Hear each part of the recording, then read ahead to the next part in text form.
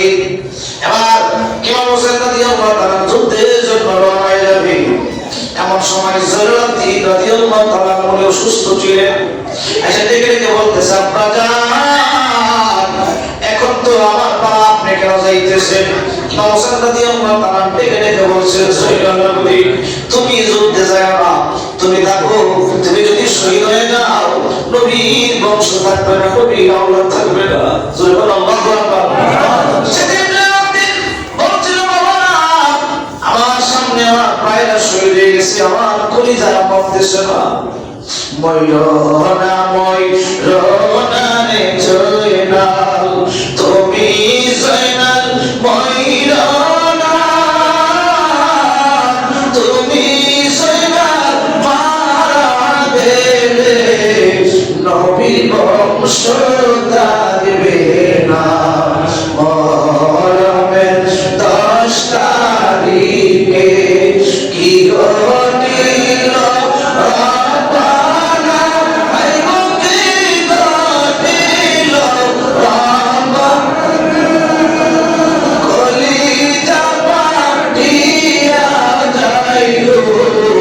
শুনিলে সে ঘটনা বলি জয়নুলাবদিন আমি ঘরে রইব না, পানির জন্য আওলাদরা শহীদ, আমার প্রাণে শহীদ না। মরমের 10 তারিখে কি ঘটিল রব্বানা, এই গো কি ঘটিল রব্বানা, কলিজা ফাটিয়া যাইল শুনিলে সে ঘটনা। মরমের 10 তারিখে ইমাম হোসেন রাদিয়াল্লাহু তাআলা হযরত জয়নুলাবদিনকে সান্ত্বনা দিয়া, ওনার বোনের নাম ছিল, একজনের নাম জয়নব, দেখে বলেন, বোন আয় আমার সামনে আয়। আমার জয়নুলাবদিনকে নবীর আওলাদের জন্য রেখে গেলাম। আমার জয়নুলাবদিন সহ যারা আছে প্রত্যেকদিন তুই দেখে শুনে রাখবে। আরে বোন, আরেকটা কথা শোনো, তারা যদি কোনোদিন মদিনা যাই হইব, আমার জয়নালকে নিয়ে যদি কোনোদিন মদিনা যাস, আমাদের সাথে কারবালায় যা কিছু হয়েছে দুনিয়ার কোন রাজাবাদশার কাছে বিচার দিস না রে বোন। তোরা একটা কাজ করবে, আমার নবীজির আমার নানা রোজার মধ্যে ঢুকবে, ঢুকে আমার নানা রোজার পাশে দাঁড়ায় দাঁড়ায় আমাদের সাথে কি নির্মম ঘটনা হয়েছে সব বলবে। সুবহানাল্লাহু আকবার। আরেকটা কথা শোনো, আমার মেয়ে সবিরা কোনদিন আমার মুখে গালে চুমু না দিয়ে ঘুমায় না রে বোন। আমি যখন শহীদ হয়ে যাবো কারবালার জমিনে, আমার নানা বলছে তারা আমার মাথাটা দামেস্ক হয়ে যাইব, আমার কাটা মাথা দামেস্কের মধ্যে তারা নিয়ে যাবে। আমার মাথা ছাড়া দেহ যদি দেখে আমার সবিরা সহ্য করতে পারবে না। তুমি যদি যাও কারবালার জমিনে, আমার মেয়ে সকিনাকে সাথে নিয়ে যাবে না, আমার মেয়ে সকিনা সহ্য করতে পারবে না। জোরে বলুন আল্লাহু আকবার। কেমন ইতিহাসে বাবা বেঁচে থাকা নবী আওলাদ জয়নুলাবদিন রাদিয়াল্লাহু তাআলা যার জীবনে কোনদিন উনি হাসে নাই, সবসময় তিনি কাঁদতেন। অনেকে জিজ্ঞেস করতো বেদায় অন্যায়ের মধ্যে লম্বা বেড়েছে, অনেকে জিজ্ঞেস করতো আপনি হাসেন না কেন? সবাই হাসে, আপনি শুধু কাঁদেন। উনি বলতো, রে তোমরা যদি কারবালার জমিনে আমার আওলাদের সঙ্গে, আমার আব্বার সঙ্গে, আমার ভাইদের সঙ্গে কি ব্যবহার হয়েছে, এই নির্মম ব্যবহার যদি দেখতা, তোমরাও কোনোদিন হাসতে পারতা না। হযরত জয়নুলাবদিন রাদিয়াল্লাহু তাআলা মানে পেয়ারা যখন হাতের মধ্যে দিতে, ওনার হাত থরথর করে কাঁপতো, উনি সঠিকভাবে পানি পান করতে পারতেন না। জয় আল্লাহু আকবার। ইমাম হোসেন রাদিয়াল্লাহু তাআলা ওনাদেরকে সান্ত্বনা দিয়া যুদ্ধের জমিনে চলে যাবে। এমন সময় ওনার বিবি হযরতে শাহরবানু রাদিয়াল্লাহু তাআলা আনহা কেঁদে কেঁদে বলছিল, স্বামী একটু সময়ের জন্য একটু তাঁবুর কাছে আসে। বিবি না আসবো না, তারা ভাববে হোসেন বুঝি যুদ্ধের জন্য বই বইতেছি, মৃত্যুর জন্য বই বইতেছি। স্বামী আপনার সময় নষ্ট করবো না। যখন ঘোরা থেকে নাই তাঁবুর দরজায় গেলেন, 6 মাসের সন্তান আলী আসগরকে বের করে দিয়ে কই, স্বামী গো দেখেন না আলী আসগর দিন চটপট চটপট করতেছে, কয়েকদিন ধরে পানি নাই, বুকের দুধ শুকিয়ে গেছে। আমার আলী আসগরের কলিজাটা মনে হয়েছে স্বামী যান পুরো নদীর তীরে আমার আলী আসগরকে একটু পানি পান করে আনেন। বিবি তারা নিষ্ঠুর পানি দিবে না। স্বামী আপনি এই কথা বলবেন, এই বাহিনীরা আমার পানি দিলেও আমি পানি পান করবো না। আমার 6 মাসের আলী আসগর দেখতে তার চেহারাটা নবীজির চেহারা মুবারকের মতো। সুবহানাল্লাহু আকবার। আমি এই কথা বললে তাদের মায়া লাগতে পারে। এই মহিলা সন্তানকে নিয়ে পুরান নদীর পাড়ে গিয়ে কইতে, শোনোরা আমাকে পানি দিলেও আমি পান করবো না। দেখো না আমার কোলের সন্তান আলী আসগর 6 মাস বয়স, পানির জন্য তার ভিতরটা চটপট করতেছে, কলিজাটা মনে হয় পেটে যাবে। এই যে সন্তানরা তোমরা বড় খুশি হয় না, আমার আলী আসগর দেখতে হুবহু নবীজির চেহারা মুবারকের মতো। তোমরা কইতে নবী দেখার লাগে পাগল ছিল, আমার আলী আসগর দেখতে নবীজির মতো।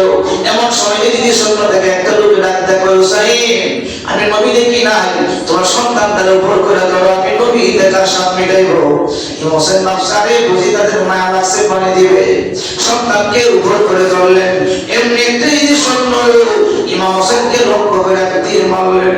ওই তীরটা আসতে আসতে ইমাম হোসেনের শরীরের মধ্যে ঢুকে গেলে 6 মাসের আলী আসগরকে এমন ভাবে ধরে রাখলেন, ওনার বুকের দিকটা ঢুইকা কলিজাটা লইয়া পিছনের দিকটা বের হয়ে গেছে।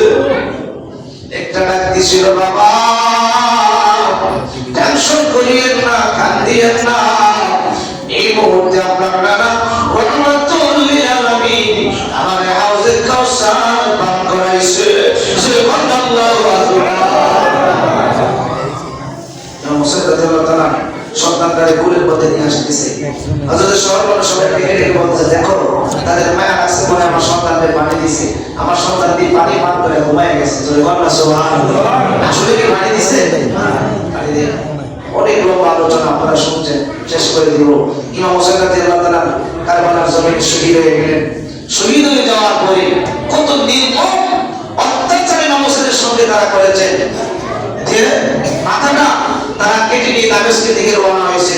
আর ইমাম হোসেনের বডির মধ্যে শত শত ঘোড়া ছেড়ে দিয়ে, সেই যুদ্ধের ঘোড়ার পায়ের মধ্যে আপনার লোহার পুর ছিল, সেই পুর দিয়ে পারতে পারতে পারতে পারতে ইমাম হোসেনের শরীর মোবারকটারে একবারে খণ্ড বিখণ্ড, প্রত্যেক দিক দিয়ে আপনার বুঝতে টুকরা করে উঠে যাচ্ছে। এরপর তারা থামতেছে না। জোরে বলেন নাউজুবিল্লাহ। কত নিষ্ঠুর, কত নির্দয়। ওই কারবালার জমিনে ইমাম হোসেনের দেহ মোবারক থেকে শরীরের কাপড়গুলি খুলে উলঙ্গ শরীরে এই মরুভূমির মধ্যে ইমাম হোসেনের লাশটাকে তুরন্ত একটা ঘোড়ার পিছে লাগায়া রশির মধ্যে পায়ের মধ্যে বেঁধে চেষ্টা লাগলেন। এমন নির্মম অবস্থা। এবার ইমাম হোসেনকে আপনার যারা এই যে স্বপ্ন মারা গেল তাদের জানাজা দিল, কিন্তু নবীর আওলাদ যারা মারা গেল তাদেরকে জানাজা দিল না, মাটি দিয়ে দিল। আবার পুরান নদীর পানি দিয়ে কবরগুলি সমান করে দিল, যেন কেউ কোনো চিন্তা না পায় যেখানে কবর আছে। ওই দিক ভিতরে কবর পেলে ইমাম হোসেন নবীর আওলাদ শহীদ হয়ে গেছে, দৌড়ে আসছে ওরা কবর দেখার জন্য। কিন্তু এসে দেখতেছে পুরান নদীর কিনারে মাত্র একবার সমান কোনো কবর দেখা যায় না। এবার ওই বেদুই চিন্তা করলো, নবীর আওলাদ তো জান্নাতের যুবকদের সরদার, জান্নাতি মানুষ যেখানে কবর হবে তার কবর থেকে জান্নাতের ঘ্রাণ আসবে। সুবহানাল্লাহ, সুবহানাল্লাহ। মাটির মধ্যে মাটি নিয়ে গানলে, এখানে মাটি নিয়ে গানলে, এখানে মাটি নিয়ে গানলে। হঠাৎ করে যারা মাটি নিয়ে যখন গান নিলেন, দেখতেছি মাটি থেকে বেশ কম বলেন গান, জান্নাতি গান। উনি বলেন এটাই মানুষের কবর। কবর যে চিহ্নিত করলেন এটা ইমাম হোসেনের কবর ওনার মাজার। সুবহানাল্লাহ। ইমাম হোসেন রাদিয়াল্লাহু তাআলা শহীদ হয়ে গেছে। আমি গত জুমায় বলেছিলাম যে ওনার দেহ নিয়ে যাচ্ছেন, ওনার মাথা নিয়ে যাচ্ছেন দামেস্কে পুরস্কারের লাগে। পুরস্কার আনার জন্য ওনার মাথা মোবারক বা দেহ থেকে মাথা আলাদা করছে। বলুন জিন্দা না মরা? জিন্দা। বলুন জিন্দা না মরা? জিন্দা। আল্লাহ রাস্তায় যারা শহীদ হয়ে এরা জিন্দা না মরা? জিন্দা। আল্লাহ বলেন বিসমিল্লাহির রাহমানির রাহিম ولا تقولوا لمن يقتل في سبيل الله أموات بل أحياء ولكن لا تشعرون سبحان الله الله রাস্তায় শহীদ হয়ে তারা জিন্দা না মরা? জিন্দা। আল্লাহ কইলেন আল্লাহ রাস্তায় শহীদ হয়ে তারা জিন্দা, তাদেরকে তোমরা মরা না, ওরা বাল আহিয়া, তারা জিন্দা। সুবহানাল্লাহ। ইমাম হোসেন রাদিয়াল্লাহু তাআলা ওনার মাথা মোবারক পাদ্রীকে কালিমা পড়ে মুসলমান বানাইছে। সুবহানাল্লাহ। যে আলোচনা কত সময় করেছিলাম। শুধু তাই নয়, যখন দামেস্কে নিয়ে ইমাম হোসেনের ছেলে মোবারককে তারা আনন্দ করতেছে, একটা ঘোড়ার উপর উঠে একটা তলোয়ার আগার মধ্যে লাগায়া আনন্দ করতেছে এমন সময় একজন আশিকের রাসূল ছিল। এই দৃশ্য দেখে কলিজার মধ্যে মানতেছে না, সহ্য হইতেছে না, নবীর আওয়াজ কেমন কষ্ট দিচ্ছে। এমন সময় কাফের দুই আয়াত তেলাওয়াত করছিল সূরা কাহফের, যে আসহাবে কাহফের সাথে কেমন ঘটনা হয়েছিল। তখন ইমাম হোসেনের ছেলে মুবারক থেকে জামান খুলে খুলে বলছিল, তুমি আসহাবে কাহফের ঘটনা বলতেছো, আমাদের সাথে কি আসহাবে কাহফের চাইতে এর চেয়ে বেশি কোন ঘটনা হয় না? সুবহানাল্লাহ। ওনার ছেলে মুবারক ওনার মাথা মুবারক জবান খুলে খুলে কথা বলছে। জোরে বলেন সুবহানাল্লাহ। আর জোরে বলেন সুবহানাল্লাহ। আল্লাহ রাস্তায় শহীদ হয়ে আল্লাহ কই লা তাহসাবান্নাল্লাযীনা কুতিলু ফি সাবিলিল্লাহি আমওয়াত বাল আহইয়াউন ইনদা রাব্বিহিম ইউরযাকুন। যারা আল্লাহর রাস্তায় শহীদ হয়ে তারা মরবে না, তারা জিন্দা। শুধু জিন্দা নয়, তারা আল্লাহর দরবার থেকে রিজিক প্রাপ্ত। জোরে বলেন সুবহানাল্লাহ। যাই হোক, অনেক লম্বা আলোচনা। তো আমরা এই আলোচনা থেকে এটাই বুঝলাম যে ইমাম হোসেন রাদিয়াল্লাহু তাআলা কারবালার জমিনে শহীদ হয়েছেন সত্যকে প্রকাশ করার জন্য। জীবন দিব কিন্তু ইমাম দিব না। জোরে বলেন সুবহানাল্লাহ। আজকে তো আমরা চাপে পড়ে ইমাম দিয়ে দেই। আজকে আমরা চাপে পড়ে সত্যি কথা প্রকাশ করি না, সত্যটা আমরা বর্ণনা করি না। আমার নিয়ে চাকরি চলে যায়, আমার উপর নিয়ে আঘাত আসে। আর নবীর পক্ষে কথা বলে, ইমাম হাসান হোসেনের পক্ষে কথা বলে যদি মরণ হয়ে যায় মরবো, তাতে কোনো অসুবিধা নাই। সেই মরণ হবে শহীদের মরণ। সুরে বলেন সুবহানাল্লাহ। যখন ইমাম হোসেনের মাথা মোবারকের মধ্যে একটা ব্লেডের মধ্যে রাখা ওই দামেস্কের মধ্যে উবাইদুল্লাহ ইবনে জিয়াদ হাতের মধ্যে একটা ছুরি নিয়ে ইমাম হোসেনের দাঁত মোবারকের মধ্যে ঘুষাইতেছে আর বলতেছে যে এজিদের বিরুদ্ধে কেমন হয় দেখো মজা। এমন সময় একজন মুরব্বি সাহাবী ছিল আমার নবী ডাকতে বলে উবাইদুল্লাহ ইবনে জিয়াদ, তুমি তো দেখো না আমি দেখছি আমার নবীজি হোসেনকে কত মহব্বত করছে। আমার নবী বলছে হোসেনকে ভালোবাসতে নবীর ভালোবাসায়, আর তুমি কেমনে এমন কাজ করতেছো? সাবধান সাবধান, নবীর আওলাদের ঠোঁটের মধ্যে এমন ভাবে তুমি ছুরি দিয়া কোথা দিও না। তুমি জানো না এই ঠোঁটের মধ্যে দয়ার নবী মায়ার নবীজি হাজার হাজার সোনার মানব দিছে। সুবহানাল্লাহ। তাদের ক্ষমতা মুরব্বী লোকই কথা কয়, তাদের গুফায় আছে, তিনি জানার মায় করলেন এই কথা বললেন, তুমি যদি মুরব্বী না হইতা তাহলে তোমার এখন দুনিয়া থেকে বিদায় করে দিলাম। ওই মুরব্বী সাহাবী বলছিল, আমি মরণের বই করি না, কার মরণের বই দেখাও, আমার হাজার বার মারতে পারো, এরপর তোমাদের রক্ষে নিতে পারি না। আল্লাহু আকবার। বিশ্বের বিভিন্ন জায়গায় রাসূলের বিরুদ্ধে যখন কথা বলছে, ভারতের জমিনে যখন রঙ্গিয়া রাসূল নামে বই লিখছে, এর মধ্যে নামে জুলুম সহ্য করতে পারে নাই। সহি হাদিয়া ওই যে রঙ্গিয়া রাসূল লেখক যিনি বইটা লিখছে তাকে দুনিয়া থেকে বিদায় করে দিয়েছে। আল্লাহু আকবার। আপনার জমিনেও প্রমাণ হলো যে আপনার মসজিদের মিম্বরে বসে নবীকে পিয়ন বলবে, নবীকে পিয়ন বানাবে, নবীর সামনে বিরুদ্ধমূলক কথা বলবে, আশিক রাসূল সহ্য করতে পারে নাই।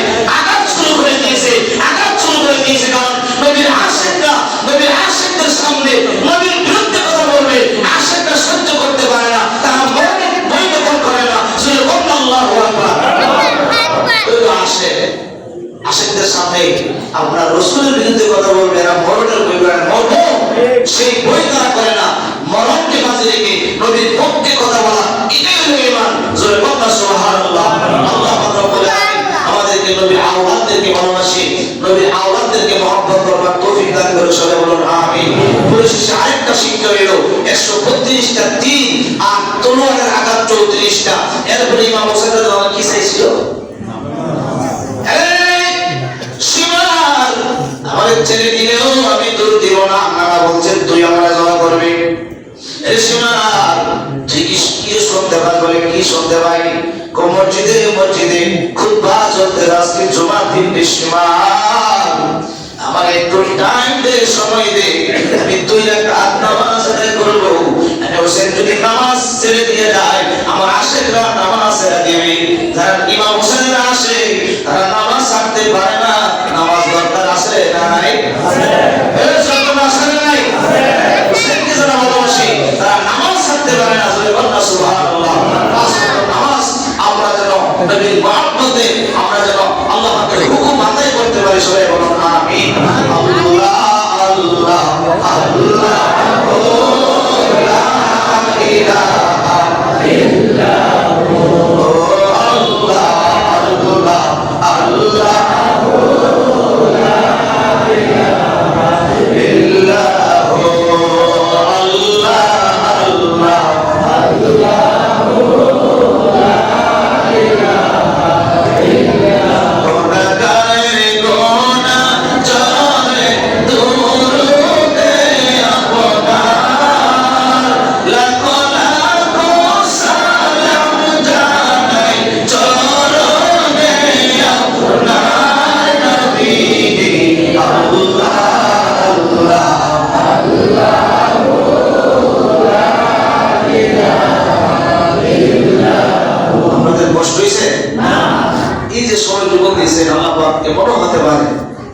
মসজিদের মধ্যে বসে আমার আসমানের কথা শুনে শুনে চোখের পানি ছাড়ছে বা তাদের কথা শুনবার জন্য বসে রয়েছে। ঈদের যদি এভাবে আল্লাহ মাফ করতে পারে, পারে কে পারে না? জোরে কথা পারে কে পারে না? নবীর আওলাদদের যারা শহীদ করছে এরা মুসলমান আছে, সংখ্যা 22,000, আর নবীর আওলাদের সংখ্যা 72 জন, 82 জন। এদের সংখ্যা হলো 22,000। বেশি না কম? বলে লোক খুব বেশি, বেশি দিক দূর বেড়েন না। চিন্তা ধারণা করে দূর দিয়ে ইমানটা ঠিক আছে কিনা, আকীদা ঠিক আছে কিনা। কারণ মেয়ের ইমান, ইমান যদি ঠিক না থাকে বস্তা বস্তা ইবাদত বলতে কোনো কাজে আসবে না। খেয়াল রাখবেন। আলোচনা যা করা হয়েছে আমাদের সাব্বির রহমানের রূপগঞ্জ অফ সুন্নাহ, এই চ্যানেলের মধ্যে আপনারা দেখতে পাবেন। আলোচনা আরো অনেক আলোচনা আছে, আবার অনেক আলোচনা আছে, সারা দেশের বড় বড় ভাইদের আলোচনা আছে তার ইউটিউব চ্যানেলের মধ্যে। সবাই দেখবেন এবং এই ইউটিউব চ্যানেলটাকে সবাই সাবস্ক্রাইব করবেন এবং এটা যাতে প্রচার হয় সারা দেশের মধ্যে, সারা বিশ্বের মধ্যে। আপনাদের গ্রামের সাব্বির হুসাইন সে তার চ্যানেল, আগে একটা চ্যানেল ছিল অনেক বড়, সেটা যে কোনো কারণে নষ্ট হয়ে গেছে। এখনো তার চ্যানেল সারা দেশের মধ্যে প্রচারিত। রূপগঞ্জ আপনাদের নাম, আপনাদের এলাকার নাম, আপনাদের এলাকার সন্তান আল্লাহ পাক কবুল করুন। সবাই বলুন আমিন। তো যে কথাটা বলতেছিলাম, একটু কষ্ট করছেন, একটু সময় দিয়েছেন, টাকামি করছেন, এই মাহফিলটা হুজুর এখানে আছে। আমি তো মনে করব যেহেতু ইসলাম জিন্দা হোতা है हर কারবালা की बात, মুসলমানদের জন্য, নবীর প্রেমিকদের জন্য, আহলে বাইতের প্রেমিকদের জন্য সেরা মাহফিল হচ্ছে কারবালা শরীফের মাহফিল। ধরে বলেন সুবহানাল্লাহ। আল্লাহ পাক আমাদের আজকের মাহফিলকে কবুল করুন। সবাই বলুন আমিন। যারা টাকা পয়সা দিয়েছে আপনার তাওয়ালের ব্যবস্থা করে আল্লাহ পাক কবুল করুন। সবাই বলুন আমিন। আল্লাহ